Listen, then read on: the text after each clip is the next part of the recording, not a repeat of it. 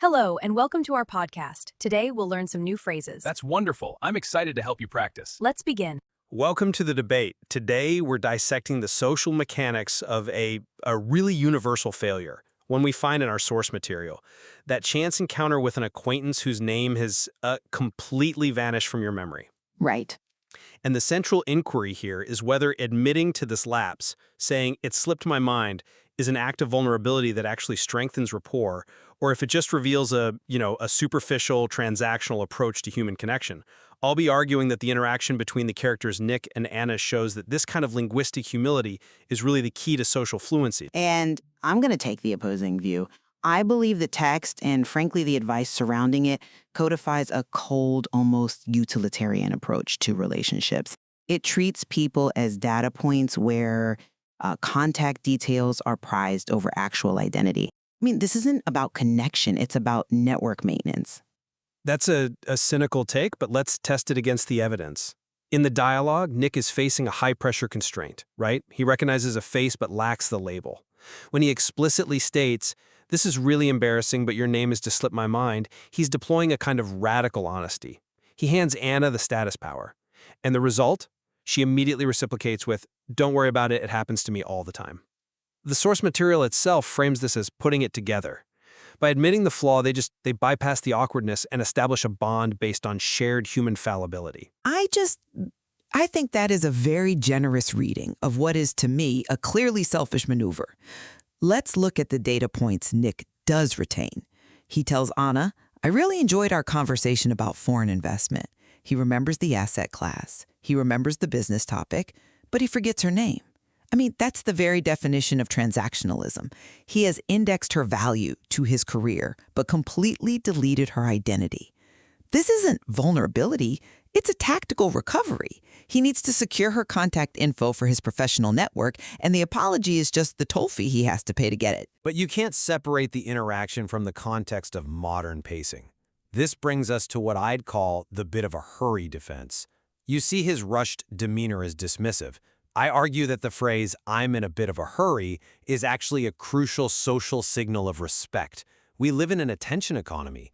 The fact that Nick stops at all, despite his schedule, to acknowledge her is the compliment. He's signaling she is worth pausing his agenda for, even if it's just for a moment. But parse the logic of that interaction.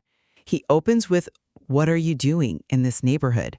which is an open-ended invitation, right? A personal update. Then, mere seconds later, he pivots to, "Here's my card and I'm in a bit of a hurry." It's a classic bait and switch. He feigns interest in her life just to extract the business card. Then he terminates the interaction. And this mindset isn't limited to Nick. Look at the commentary by Marco regarding tricks. The material explicitly endorses deception to solve this puzzle of a forgotten name. Marco suggests asking for a card or asking someone to spell their email address solely to uncover the name without admitting you forgot it. He calls it a good trick. I'd call it manipulative. Manipulative implies malice. I see it as face-saving. Consider Marco's anecdote about the family reunion. He forgot his Uncle John's name. He didn't ask Uncle John directly because, well, that would have been hurtful. Instead, he triangulated. He asked a cousin, "Who is that guy?" to retrieve the information discreetly. The so-called trick is actually an act of altruism. It prioritizes the uncle's emotional comfort over Marco's need for, absolute transparency. We use these strategies not to exploit, but to protect the other person from feeling forgettable. But by protecting them, aren't we just lowering the bar for ourselves?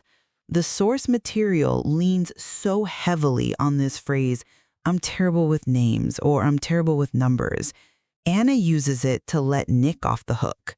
When we accept this label, this idea that "I'm just terrible with names," we're adopting a fixed mindset.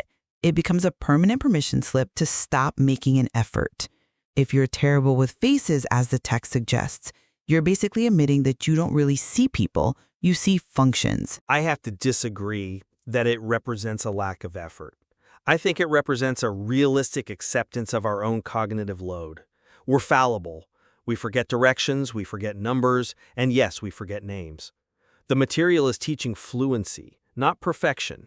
By using casual phrases like "how's it going" instead of a formal greeting, and by admitting "I'm terrible with names," the speakers are achieving a more natural, more forgiving connection.